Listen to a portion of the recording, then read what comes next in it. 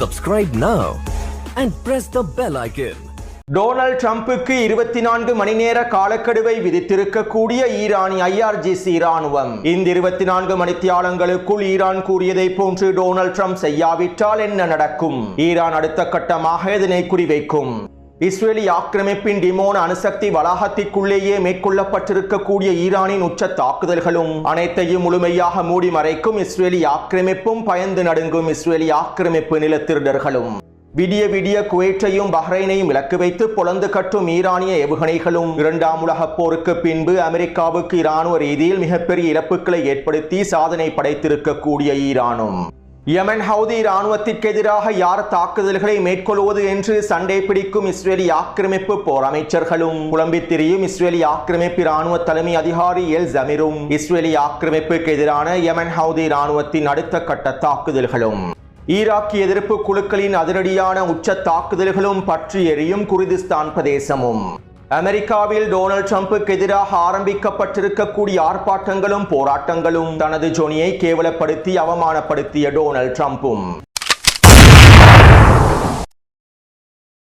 இது ஈரான் அப்டேட்டின் 63வது காணொளியாகும். இன்று காலை பதிவிட்ட காணொளியை பார்வையிடாதவர்கள் அவசரமாக கீழே இருக்கக்கூடிய லிங்கினை பயன்படுத்தி பார்வையிடுங்கள். டொனால்ட் ட்ரம்ப் எனது மனதை மாற்றுவதற்கும் இந்த போரிலே என்னை இழுத்துச் செல்வதற்கும் எல்லா விதமான அழுத்தங்களையும் வழங்கி வருகின்றார். நான் பிரித்தானியாவினுடைய பிரதமராக இருக்கின்றேன். பிரித்தானிய மக்களுடைய நலன்களுக்கு சேவை செய்வதே என்னுடைய முதன்மை நோக்கமாகும். இந்த போரிலே இழுக்கப்படுவதற்கான அழுத்தம் யாரிடமிருந்து வந்தாலும் நான் அதனை ஏற்றுக்கொள்ளப் போவதில்லை. என்னுடைய நிலைப்பாட்டில் பின்வாங்க போவதில்லை. இந்த போரிலே நாங்கள் இழுக்கப்படுவது பிரித்தானிய மக்களின் தேசிய நலன்களுக்கு விளைவுகளை ஏற்படுத்திவிடும். தற்போதைய சூழ்நிலையில் பிரித்தானியாவின் தேசிய நிலைமைகளை வலுப்படுத்துவது எங்களுக்கு மிக முக்கியமானதாகும். இதனால் இந்த போரில் நேரடியாக இழுக்கப்படுவதனை நாங்கள் ஒருபொழுதும் விரும்பவில்லை என பிரித்தானியாவினுடைய பிரதமர் ஊடகங்களிடம் கருத்துக்களை வெளியிட்டிருந்தார். அத்தோடு அமெரிக்கா முழுவதும் டொனால்ட் ட்ரம்புக்கு எதிரான ஆர்ப்பாட்டங்களும் போராட்டங்களும் மிகப்பெரிய பேரணிகளும் ஆரம்பிக்கப்பட்டுள்ளன. எங்களுக்கு அரசர்கள் தேவையில்லை. டொனால்ட் ட்ரம்பை போன்ற அரசர்கள் எங்களுக்கு தேவையில்லை. டொனால்ட் ட்ரம்ப் அவசரமாக வெளியேறிவிட வேண்டும். எங்களுக்கு போர் வேண்டாம். டொனால்ட் ட்ரம்ப் எங்களுக்கு வேண்டாம் என ஆயிரக்கணக்கான லட்சக்கணக்கான மக்கள் அணிதிரண்டு டொனால்ட் ட்ரம்புக்கு எதிரான ஆர்ப்பாட்டங்களையும் போராட்டங்களையும் மேற்கொண்டு வருகின்றார்கள். அமெரிக்காவில் இருக்கக்கூடிய 25க்கும் அதிகமான மிக முக்கியமான நகரங்களில் லட்சக்கணக்கான மக்கள் அணிதிரண்டு இந்த ஆர்ப்பாட்டங்களையும் போராட்டங்களையும் பேரணிகளையும் மேற்கொண்டு வருகின்றார்கள். இவை தொடர்பான காணொளிகளையும் புகைப்படங்களையும் டெலிகிராம் சேனலில் பதிவிட்டுள்ளேன். மேலும் சர்வதேச ஊடகங்களிலும் இவை தொடர்பான காணொளிகளை உங்களுக்கு தெளிவாக பார்வையிட முடியும். அத்தோடு டொனால்ட் ட்ரம்புக்கு எதிரான இந்த போராட்டங்கள் இனி வரக்கூடிய வாரங்களில் அதிகரிப்பதற்கான வாய்ப்புகளே இருக்கின்றன. எண்ணெய் விலையானது பல மடங்கினால் அதிகரித்து வருவதனால் ரஷ்யாவும் எண்ணெய் ஏற்றுமதியை நிறுத்தி இருப்பதனால் அடுத்த வாரம் எண்ணெய் விலையிலே மிகப்பெரிய தாக்கம் ஏற்படுத்தப்பட்டுவிடும். மேலும் இந்த 4 வார போரிலே அமெரிக்காவில் ஏற்பட்டிருக்கக்கூடிய எண்ணெய் விலையேற்றமானது அமெரிக்க மக்களுக்கு மிகப்பெரிய சுமையாக மாறியுள்ளது. அது மட்டுமல்லாமல் இன்னும் 2-3 வாரங்களுக்குள் அமெரிக்க விவசாயிகளும் வீதிகளில் களமிறங்குவதற்கு ஆரம்பித்து விடுவார்கள். தற்போதைய சர்வதேச ரீதியில் உரப்பற்றாக்குறை ஏற்படுவதற்கு ஆரம்பித்து விட்டது. பல நாடுகளில் விவசாயத்தை தொடர்வதற்கான உரம் இல்லாமல் பசலை இல்லாமல் சிக்கி தவிக்கின்றார்கள். அமெரிக்காவிலும் இன்னும் 2 வாரத்திலே உரப்பற்றாக்குறை அதிகரித்துவிடும். இதைத் தொடர்ந்து அமெரிக்க விவசாயிகளும் வீதிகளில் களமிறங்குவதற்கு ஆரம்பிப்பார்கள். எனவே தற்போது ஏற்பட்டிருக்கக்கூடிய டொனால்ட் ட்ரம்புக்கு எதிரான ஆர்ப்பாட்டங்களும் போராட்டங்களும் இனி வரக்கூடிய வாரங்களில் அதிகரிக்கவே போகின்றன. இது டொனால்ட் ட்ரம்பினுடைய நிர்வாகத்திற்கு மிகப்பெரிய உச்சழுத்தத்தை வழங்குவதாகவே அமைந்திருக்கும். அத்தோடு ஐரோப்பிய நாடுகளும் தற்போது இந்த நிலைமைகளை கண்டு பயப்படுகின்றன. ரஷ்யா எண்ணெய் ஏற்றுமதியை நிறுத்தி விட்டதனால் விவசாயிகளுக்கு தேவையான உரப்பற்றாக்குறை அதிகரித்திருப்பதனால் ஐரோப்பா முழுவதும் இருக்கக்கூடிய விவசாயிகளும் வீதிகளில் முழுமையாக களமிறங்கி விடுவார்கள். அதாவது ஈரானுக்கு எதிரான போரினுடைய விளைவுகளை, ஈரான் மூட்டியிருக்கக்கூடிய தீயின் விளைவுகளை தற்போது ஒவ்வொரு நாடுகளும் அனுபவிக்க ஆரம்பித்து விட்டன. மேலும் ஈரான் மூட்டியிருக்கக்கூடிய தீயினுடைய பயமானது உலகம் முழுவதும் வியாபித்திருக்கின்றது. இப்படியான நிலைமையில் ஈரானிய IRGC இராணுவ தளபதி ஒருவர் இவ்வாறு தெரிவித்துள்ளார். நாங்கள் நீண்ட போருக்கு அனைத்து விதமான தயார்படுத்தல்களையும் மேற்கொண்டுள்ளோம். இந்த நீண்ட போரிலிருந்து அமெரிக்காவும் மேற்குலக நாடுகளும் வெளியேறுவதற்கு முயற்சி செய்வார்கள். தற்போது நாங்கள் இவர்கள் வெளியேறுவதற்கான பாதைகளை அடைப்பதற்கான வேலை திட்டங்களையே முன்னெடுத்து வருகின்றோம். இந்த நீண்ட போரிலிருந்து இவர்கள் வெளியேறுவதற்கான பாதைகளை நாங்கள் மூடி வருகின்றோம். டொனால்ட் ட்ரம்பும் அவரது நிர்வாகமும் நினைப்பதை போன்று இந்த போரிலிருந்து அவர்களால் அவசரமாக வெளியேறிவிட முடியாது. நாங்கள் அவர்களை வெளியேற விட மாட்டோம். இந்த போரை எப்போது முடிக்க வேண்டும் என்பதனை நாங்கள் தான் தீர்மானிப்போம். எங்களுடைய இலக்குகளை அடைந்து கொள்ளும் வரை இந்த போரிலிருந்து இவர்கள் வெளியேறுவதற்கான பாதைகளை நாங்கள் மூடியே வைத்திருப்போம் என ஈரானிய IRGC தளபதிகளில் ஒருவர் தெரிவித்துள்ளார். அடுத்து மியாமியில் நடைபெற்ற முதலீட்டு மாநாட்டிலே டொனால்ட் ட்ரம்ப் வெளியிட்ட கருத்துக்கள் தொடர்பாக முன்னைய காணொளிகளில் தெளிவாக குறிப்பிட்டிருந்தேன். மேலும் இந்த மாநாட்டிலே டொனால்ட் ட்ரம்ப் அவருடைய சவுதி ஜொனி தொடர்பாகவும் கருத்துக்களை வெளியிட்டிருந்தார். முன்னைய காணொளிகளில் இவற்றை குறிப்பிடுவதற்கு தவறிவிட்டேன். அதாவது குறித்த மியாமி மாநாட்டில் டொனால்ட் ட்ரம்ப் அவருடைய சவுதி ஜொனி தொடர்பாக இவ்வாறு தெரிவித்தார். சவுதி அரேபியாவின் பட்டத்து இளவரசர் MBS ஒரு சிறந்த மனிதர். அவர் என்னுடைய பின்புறத்தை இப்படி நக்குவார் என்று நான் நினைக்கவில்லை. உண்மையிலேயே நான் அதை எதிர்பார்க்கவில்லை. இதே போன்று அவர் என்னிடம் நன்றாக நடந்து கொள்ள வேண்டும். அவர் இதே போன்று என்னோடு அன்பாக நடந்து கொள்வதே அவருக்கும் நல்லது. அவர் இதை தொடர்ச்சியாக செய்ய வேண்டும் என டொனால்ட் ட்ரம்ப் தெரிவித்திருந்தார். அதாவது ஈரானுக்கு எதிரான போர் ஆரம்பிக்கப்பட்டதற்கு பின்பு டொனால்ட் ட்ரம்ப் இஸ்ரேலி ஆக்கிரமிப்பை பாதுகாப்பதற்கான எல்லாவிதமான வேலை திட்டங்களையுமே முன்னெடுத்திருந்தார். சவுதி ஜொனியும் அமீரகத்தின் ஸ்னூப்பியும் ஏனைய அடிமை அரபு தலைவர்களும் டொனால்ட் ட்ரம்புக்கு $1 ட்ரில்லியன் வழங்கினாலும் அடிமைகளா உறவா என்று வரும்போது டொனால்ட் ட்ரம்ப் இஸ்ரேலி ஆக்கிரமிப்பையே முழுமையாக பாதுகாப்பார். இதனால் டொனால்ட் ட்ரம்பினுடைய சவுதி ஜொனி மற்றும் ஏனைய அடிமைகள் டொனால்ட் ட்ரம்பின் நிர்வாகத்தின் மீது சிறிதளவு கோபத்தினை வெளிப்படுத்தியுள்ளார்கள். நாங்கள் உங்களுக்காக நாய் போன்று வேலை செய்கின்றோம், உங்களுக்கு தேவையான $1 ட்ரில்லியன் வழங்கி வருகின்றோம், ஆனால் நீங்கள் எங்களை பற்றி கவலைப்படுவதில்லை என டொனால்ட் ட்ரம்பின் வளர்ப்பான சவுதி ஜொனி கோபத்தை வெளிப்படுத்தியுள்ளார் போலும். இதைத் தொடர்ந்தே டொனால்ட் ட்ரம்ப் மியாமியில் நடைபெற்றிருக்கக்கூடிய மாநாட்டில் நீங்கள் என்னுடைய பின்புறத்தை நக்குவதை போன்று தொடர்ச்சியாக நக்குங்கள் என்கின்ற கருத்துக்களை வெளியிட்டுள்ளார். சுருக்கமாக குறிப்பிடுவதாக இருந்தால் டொனால்ட் ட்ரம்ப் அவருடைய சவுதி ஜொனியை அவமானப்படுத்தியுள்ளார். அத்தோடு டொனால்ட் ட்ரம்பினுடைய இந்த கருத்துக்களை கேட்டு ரசித்துக் கொண்டிருக்கக்கூடிய சவுதி ஜொனியை நினைத்தால் தான் சிரிப்பாகவும் வேடிக்கையாகவும் இருக்கின்றது. அடுத்து சவுதி அரேபியாவினுடைய பிரின்ஸ் சுல்தான் அமெரிக்க இராணுவ கட்டளை தளத்திலே ஈரான் மேற்கொண்ட தாக்குதல்களில் 3 கேசி எரிபொருள் நிரப்பு விமானங்களும் E3 சென்ட்ரி அவாக்ஸ் விமானமும் அளிக்கப்பட்டிருந்தன. இவை தொடர்பாக முன்னைய காணொளியிலும் குறிப்பிட்டிருந்தேன். மேலும் ஈரானிய தாக்குதலில் அளிக்கப்பட்டிருக்கக்கூடிய இந்த E3 விமானம் அமெரிக்க விமானப்படையினுடைய மிக முக்கியமான மூலோபாய சொத்தாகும். இந்த E3 விமானம் உளவு பார்ப்பதற்காக மாத்திரம் பயன்படுத்தப்படுவதில்லை. நவீன போர்க்களத்திலே ஒரு செயல்பாட்டு கட்டளை தளமாகவே இந்த E3 விமானம் பயன்படுத்தப்படுகின்றது. போர் விமானங்களை வழிநடத்துவதற்கும் பயன்படுத்தக்கூடிய மிக முக்கியமான கட்டளை தளமாகவே குறித்த E3 விமானம் பயன்படுத்தப்படுகின்றது. அமெரிக்காவிடம் மொத்தமாக 16 E3 விமானங்களே காணப்படுகின்றன. இதிலே தற்போது ஒன்றை ஈரான் அளித்து விட்டது. மேலும் இது அமெரிக்காவுக்கு மிகப்பெரிய மூலோபாய இழப்பாகும். அத்தோடு 2ஆம் உலகப் போருக்கு பின்பு ஈரானை போன்று யாருமே அமெரிக்காவின் இராணுவ திறன்களையும் இராணுவ சொத்துக்களையும் அளிக்கவில்லை என்றும் மத்திய கிழக்கு பிராந்தியத்திலே நினைத்து கூட பார்க்க முடியாத அளவுக்கு அமெரிக்க இராணுவத்தின் சொத்துக்கள் அளிக்கப்பட்டிருப்பதாகவும் ஈரானினுடைய இந்த தாக்குதல்கள் மத்திய கிழக்கு பிராந்தியத்திலே அமெரிக்காவை பல வருடங்களுக்கு பின்னோக்கி நகர்த்தி இருப்பதாகவும் அமெரிக்க ஊடகங்கள் கட்டுரைகளை வெளியிட்டு வருகின்றன. 2ஆம் உலகப் போருக்கு பின்பு அமெரிக்காவுக்கு இவ்வளவு இழப்புகளை ஏற்படுத்தி இருக்கக்கூடிய நாடாக ஈரான் தற்போது சாதனை படைத்துள்ளது.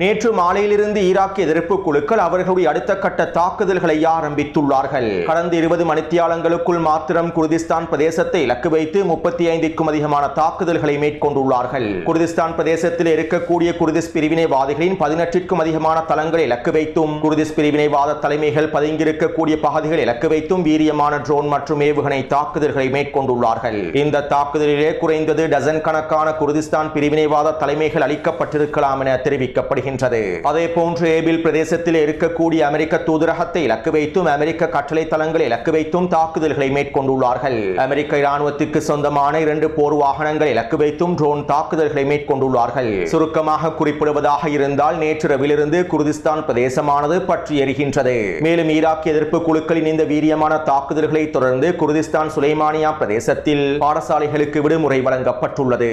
அதாவது குறித்த பிரதேசத்தில் இருக்கக்கூடிய பிரிவினைவாதிகளும் பயங்கரவாதிகளும் பாடசாலைகளுக்கு விடுமுறையை வழங்கிவிட்டு பாடசாலைகளுக்குள் மறைந்திருப்பதற்கு திட்டமிட்டுள்ளார்கள். இருப்பினும் ஈராக் எதிர்ப்பு குழுக்கள் தாக்குதல்களை நிறுத்துவதாக தெரியவில்லை. பிரிவினைவாத தலைமைகளையும் முக்கியமான புள்ளிகளையும் கொத்து கொத்தாக வேட்டையாடக்கூடிய தாக்குதல்களையே ஈராக் எதிர்ப்பு குழுக்கள் தொடர்ச்சியாக மேற்கொண்டு வருகின்றார்கள். அத்தோடு சிரியாவின் வடகிழக்கு பிரதேசத்தில் இருக்கக்கூடிய ஹசாக்கா எண்ணெய் தளத்தை இலக்கு வைத்தும் அமெரிக்க கட்டளை தளத்தை இலக்கு வைத்தும் தாக்குதல்கள் மேற்கொள்ளப்பட்டுள்ளன. சிரியாவின் கிழக்கில் இருக்கக்கூடிய அல்டனாஃப் அமெரிக்க இராணுவ கட்டளை தளத்தை இலக்கு வைத்தும் ட்ரோன் தாக்குதல்கள் மேற்கொள்ளப்பட்டுள்ளன. அதே நேரம் டனாஃப் கட்டளை தளத்தை இலக்கு வைத்து மேற்கொண்ட ட்ரோன்களை ஜூலானின் தக்வீரிய படைகள் சுட்டு வீழ்த்தி இருப்பதாகவும் சிரியாவினுடைய ஊடகங்கள் தெரிவித்துள்ளன. ஈராக்கிய எதிர்ப்பு குழுக்களுடைய இந்த தாக்குதல்களை தொடர்ந்து அமெரிக்கா ஈராக்கினுடைய பக்தாத் பிரதேசத்திலும் இன்னும் 2 பிரதேசங்களிலும் இருக்கக்கூடிய ஈராக்கிய எதிர்ப்பு குழுக்களின் தளங்களை இலக்கு வைத்து வான்வழி தாக்குதல்களை மேற்கொண்டிருந்தது. PMF படைக்குழுக்களுடைய ஒரு தளத்தை இலக்கு வைத்தும் வான்வழி தாக்குதல்கள் மேற்கொள்ளப்பட்டிருந்தன. அமெரிக்காவினுடைய இந்த வான்வழி தாக்குதல்களில் 4 ஈராக்கிய போராளிகள் கொல்லப்பட்டிருப்பதாகவும் தெரிவிக்கப்படுகின்றது. அத்தோடு ஈராக்கிய பொதுமக்களுக்கு எதிராகவும் பொதுமக்களுடைய குடியிருப்பு பிரதேசங்களுக்கு எதிராகவும் அமெரிக்கா வான்வழி தாக்குதல்களை தற்போது ஆரம்பித்துள்ளது. அடுத்து யெமன் ஹவுதி இராணுவத்தினர் இஸ்ரேலிய ஆக்கிரமிப்புக்கு எதிராக அடுத்த கட்ட ஏவுகணை தாக்குதல்களையும் ட்ரோன் தாக்குதல்களையும் மேற்கொண்டிருந்தார்கள். நேற்றிரவு இஸ்ரேலிய ஆக்கிரமிப்பின் தெற்கு பிரதேசமான ஈலாட் பிரதேசத்தை இலக்கு வைத்து 5க்கும் அதிகமான ட்ரோன் தாக்குதல்களை மேற்கொண்டிருந்தார்கள். மேலும் இந்த ட்ரோன்களை சுட்டு வீழ்த்தியிருப்பதாக இஸ்ரேலிய ஆக்கிரமிப்பு அறிவித்துள்ளது. அதே நேரம் குறித்த பிரதேசத்திலே வெடிப்போன்று பதிவாகி இருப்பதாகவும் களத்திலிருந்து உறுதிப்படுத்தப்பட்ட தகவல்கள் வெளியாகியுள்ளன. அத்தோடு நேற்றிரவு நடைபெற்ற இஸ்ரேலிய ஆக்கிரமிப்பு போர் அமைச்சரவையில் யெமன் ஹவுதிகள் தொடர்பான பேச்சுவார்த்தைகள் கலந்துரையாடல்கள் மேற்கொள்ளப்பட்டுள்ளன. ஹிஸ்புல்லாஹ் இராணுவத்தினை சமாளிக்க முடியாத நிலைமையில் இஸ்ரேலிய ஆக்கிரமிப்பு இராணுவம் சிக்கி தவிக்கின்றது. மேலும் போர் அமைச்சரவை கூட்டத்திலே இஸ்ரேலிய ஆக்கிரமிப்பினுடைய இராணுவ தலைமை அதிகாரி எல்சமீர் இஸ்ரேலிய இராணுவம் மிகப்பெரிய சிக்கலுக்குள் காணப்படுகின்றது, சிப்பாய்களுடைய அதிகாரிகளுடைய பற்றாக்குறை இல்லாமல் எல்லா முனையிலும் போரை எங்களுக்கு மேற்கொள்ள முடியாது என்றும் புலம்பல்களை வெளியிட்டிருந்தார். இப்படியான நிலைமையில் யெமன் ஹவுதிகளும் தற்போது போரிலே களமிறங்கி இருப்பதனால் யெமன் ஹவுதிகளுக்கு எதிராக யார் தாக்குதல்களை மேற்கொள்வது என்கின்ற கலந்துரையாடல்களும் விவாதங்களும் ஏற்பட்டுள்ளன. தற்போதைய நிலைமையில் நாங்கள் யெமன் ஹவுதிகளுக்கு எதிராக தாக்குதல்களை மேற்கொண்டால் செங்கடல் பிரதேசத்தினூடாக இஸ்ரேலிய கப்பல்களை இலக்கு வைத்து அவர்கள் தாக்குதல்களை மேற்கொள்வார்கள். இது எங்களுடைய நிலைமைகளை மேலும் சிக்கலாக்கிவிடும். இதனால் நாங்கள் யெமன் ஹவுதிகளுக்கு எதிராக தாக்குதல்களை மேற்கொள்வதனை அமெரிக்காவிடமே ஒப்படைத்து விடுவோம் என இஸ்ரேலிய ஆக்கிரமிப்பு போர் அமைச்சரவையில் கருத்துக்கள் முன்வைக்கப்பட்டிருப்பதாகவும் யெமன் ஹவுதிகளுக்கு எதிராக யார் தாக்குதல்களை மேற்கொள்வது என்கின்ற குழப்பம் இஸ்ரேலிய ஆக்கிரமிப்புக்குள் ஏற்பட்டிருப்பதாகவும் தகவல்கள் வெளியாகியுள்ளன. உண்மையில் இவ்வாறு பேசி காலத்தை வீணடிக்காமல் யார் யெமன் ஹவுதிகளுக்கு எதிராக களமிறங்க போகின்றார்கள் என்பதனை அறிவித்து விடுங்கள். ஏனென்றால் யெமன் ஹவுதி இராணுவத்தினர் தயாராகவே இருக்கின்றார்கள். மேலும் நீங்கள் யெமன் ஹவுதிகளுக்கு எதிராக தாக்குதல்களை மேற்கொள்ள பயப்பட்டால் உங்களுடைய அடிமையான சவுதி அரேபியாவை களமிறக்கி விடுங்கள். இதற்காக யெமன் ஹவுதி இராணுவத்தினர் காத்துக் கொண்டிருக்கின்றார்கள். அத்தோடு யெமனுடைய களத்திலே ஆரம்பிக்கப்பட போகும் தரைவழி தாக்குதல் தொடர்பாக இன்று காலை வெளியிட்ட காணொலியில் பல முக்கியமான தகவல்களை பதிவிட்டிருந்தேன். யெமன் ஹவுதி இராணுவத்தினர் சவுதி அரேபியாவின் கூட்டுப்படைகளுக்கு எதிராக அடுத்த கட்ட தரைவழி தாக்குதலை மேற்கொள்ள தயாராகி வருகின்றார்கள். மேலும் யெமன் ஹவுதி இராணுவத்தினர் இஸ்ரேலிய ஆக்கிரமிப்புக்கு எதிராக மேற்கொண்டிருக்கக்கூடிய தாக்குதல்களை யெமனின் கிழக்கு பிரதேசத்தில் இருக்கக்கூடிய சவுதி அரேபிய கூட்டுப்படை தலைவர்களும் தளபதிகளும் கண்டித்துள்ளார்கள். இஸ்ரேலுக்கு எதிராக தாக்குதல்களை மேற்கொள்ளக்கூடாது என்றும் யெமனின் களத்திலே யெமன் ஹவுதிகள் அடுத்த கட்ட விரிவாக்கத்தை ஆரம்பித்திருப்பதாகவும் அவர்களுடைய கண்டன அறிக்கைகளில் குறிப்பிட்டுள்ளார்கள். எனவே இது எவ்வாறு இருப்பினும் யெமன் ஹவுதி இராணுவத்தினர் எல்லா முனையிலும் தாக்குதல்களை மேற்கொள்வதற்கு போரை விரிவாக்குவதற்கு தயாராகவே இருக்கின்றார்கள். எனவே இனி வரக்கூடிய நாட்களில் யெமனுடைய களத்திலும் சவுதி அரேபியாவின் கூட்டுப்படைகளுக்கு எதிராக தரைவழி தாக்குதல்கள் ஆரம்பிக்கப்படும். அடுத்து ஈரான் நேற்றிரவிலிருந்து குவைத்தையும் பஹ்ரைனையும் பொளந்து கட்டி வருகின்றது. குவைத்திலே உள்ள அமெரிக்க ராணுவ கட்டளை தளங்களை இலக்கு வைத்தும் ஆயுத கிடங்குகளை இலக்கு வைத்தும் அமெரிக்க ராணுவத்திற்கு சொந்தமாக இருக்கக்கூடிய மிக முக்கியமான தளவாட தளத்தை இலக்கு வைத்தும் ஈரான் ட்ரோன் மற்றும் ஏவுகணை தாக்குதல்களை மேற்கொண்டுள்ளது. அதே போன்று குவைத்திலே அமெரிக்க சிப்பாய்கள் அதிகாரிகள் பதுங்கியிருக்கக்கூடிய பிரதேசம் ஒன்றும் இலக்கு வைக்கப்பட்டிருப்பதாக தெரிவிக்கப்படுகின்றது. அதே நேரம் இந்த தாக்குதல்கள் தொடர்பான காணொலிகள் வெளியாகவில்லை. இருப்பினும் குவைத்திலே இருக்கக்கூடிய நண்பர்களுக்கு நேற்றிரவு ஈரான் வழங்கியிருந்த இரவு விருந்து எவ்வாறு இருக்கும் என்பது தெளிவாக புரிந்திருக்கும். அத்தோடு பஹ்ரைனில் இருக்கக்கூடிய அல்பா அலுமினிய தளத்தை இலக்கு வைத்தும் ஈரான் ட்ரோன் தாக்குதல்களை மேற்கொண்டுள்ளது. இந்த தாக்குதலினால் பஹ்ரைன் அலுமினிய உற்பத்தி தளத்தினுடைய மிக முக்கியமான செயற்பாடுகள் முடக்கப்பட்டிருப்பதாக தெரிவிக்கப்படுகின்றது. அதே நேரம் இந்த கைத்தொழில் தளங்கள் இலக்கு வைத்து மேற்கொள்ளக்கூடிய தாக்குதல்களை ஈரான் இன்னும் நிறுத்தவில்லை. இது நீண்ட போர் என்பதனால் படிப்படியாக இந்த அடிமை அரபு நாடுகளில் இருக்கக்கூடிய கைத்தொழில் தளங்களை இலக்கு வைத்து ஈரான் தொடர்ச்சியாக தாக்குதல்களை மேற்கொள்ளும். அடுத்து அதிகாலை வேளையில் இஸ்ரேலிய ஆக்கிரமிப்பின் டிமோனா தளத்தை இலக்கு வைத்து ஈரான் வீரியமான ஏவுகணை மற்றும் ட்ரோன் தாக்குதல்களை மேற்கொண்டிருந்தது. கடந்த முறை ஈரான் மேற்கொண்ட தாக்குதலானது டிமோனா அணுசக்தி தளத்திற்கு 750 மீட்டர் தொலைவிலேயே மேற்கொள்ளப்பட்டிருந்தது. ஆனால் தற்போது ஈரான் மேற்கொண்டிருக்கக்கூடிய தாக்குதல் டிமோனா அணுசக்தி தளத்திலிருந்து 100 மீட்டர் தொலைவில் தான் இருப்பதாக தெரிவிக்கப்படுகின்றது. அதாவது டிமோனா அணுசக்தி தளத்தினுடைய வளாகத்திற்குள்ளேயே தாக்குதல் மேற்கொள்ளப்பட்டுள்ளது. மேலும் இந்த தாக்குதல் தொடர்பான தகவல்களை இஸ்ரேலிய ஆக்கிரமிப்பு முழுமையாக மூடி மறைத்து விட்டது. குறித்த தளத்திலே பணிபுரியக்கூடிய ஒருவர் இவை தொடர்பான காணொலி ஒன்றையும் வெளியிட்டிருந்தார். இருப்பினும் தற்போது குறித்த காணொலியும் நீக்கப்பட்டு விட்டது. அத்தோடு இன்று மதியம் வேளையிலும் டிமோனா அணுசக்தி தளத்தை இலக்கு வைத்து ஈரான் ஏவுகணை தாக்குதல்களை மேற்கொண்டிருப்பதாக தெரிவிக்கப்படுகின்றது. அடுத்து இஸ்ரேலிய ஆக்கிரமிப்பு தெஹ்ரானிலே இருக்கக்கூடிய அறிவியல் மற்றும் தொழில்நுட்ப பல்கலைக்கழகத்தை இலக்கு வைத்து தாக்குதல்களை மேற்கொண்டிருந்தது. இந்த தாக்குதலிலே குறித்த பல்கலைக்கழகத்தினுடைய 2 கட்டிடங்கள் சிதைக்கப்பட்டிருந்தன. அதே போன்று கடந்த 2 நாட்களாக இஸ்பஹான் மற்றும் தெஹ்ரான் பிரதேசங்களிலே இருக்கக்கூடிய 3 பல்கலைக்கழகங்களை இலக்கு வைத்து இஸ்ரேலிய ஆக்கிரமிப்பு தாக்குதல்களை மேற்கொண்டிருந்தது. இப்படியான நிலைமையில் தற்போது ஈரானின் IRGC ராணுவம் அதிரடியான அறிவிப்பொன்றை வெளியிட்டிருந்தது.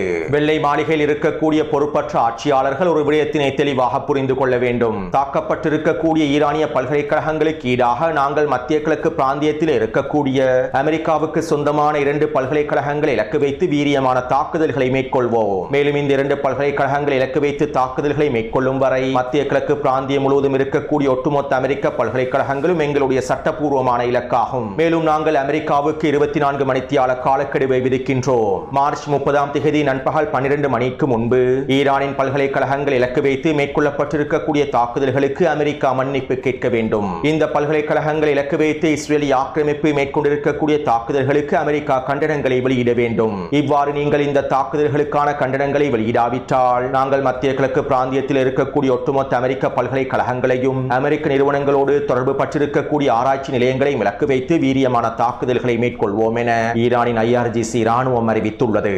ஈரானிய ராணுவத்தின் அறிவிப்பானது ஒரு சாதாரண அறிவிப்பல்ல. மத்திய கிழக்கு பிராந்தியத்திலே அமெரிக்காவின் மிக முக்கியமான பல்கலைக்கழகங்கள் காணப்படுகின்றன. அதைவிட மிக முக்கியமாக அமெரிக்காவின் ஆராய்ச்சி நிறுவனங்கள் காணப்படுகின்றன. மேலும் இந்த ஆராய்ச்சி நிறுவனங்களோடு பல முதலீட்டு நிறுவனங்கள் இணைக்கப்பட்டுள்ளன. இவற்றை இலக்கு வைத்து ஈரான் தாக்குதல்களை மேற்கொள்ள ஆரம்பித்தால் அது அமெரிக்காவுக்கு மிகப்பெரிய மூலோபாய இழப்பை ஏற்படுத்திவிடும். எனவே இப்படியான நிலைமையில் தான் தற்போது ஈரான் டொனால்ட் ட்ரம்புக்கு 24 மணி நேர காலக்கெடுவை விதித்துள்ளது. இந்த 24 மணித்தியாலங்களுக்குள் டொனால்ட் ட்ரம்ப் கண்டனங்களை வெளியிடாவிட்டால், மன்னிப்பு கேட்காவிட்டால் மத்திய கிழக்கு பிராந்தியத்தில் இருக்கக்கூடிய அமெரிக்க தளங்களையும் ஆராய்ச்சி நிறுவனங்களையும் இலக்கு வைத்து ஈரான் வீரியமான தாக்குதல்களை மேற்கொள்ளும். மேலும் இந்த தாக்குதல்கள் மத்திய கிழக்கு பிராந்தியத்தில் அடுத்த கட்ட விளைவுகளையும் தாக்கத்தினையும் ஏற்படுத்த போகின்றது. எனவே இந்த காணொலி தொடர்பான கருத்துக்களை பதிவிடுங்கள். அடுத்த காணொலியை விரைவாக பதிவிடுகின்றேன். தொடர்ந்தும் என்னுடன் இணைந்திருங்கள். நன்றி, வணக்கம். Subscribe now and press the bell icon.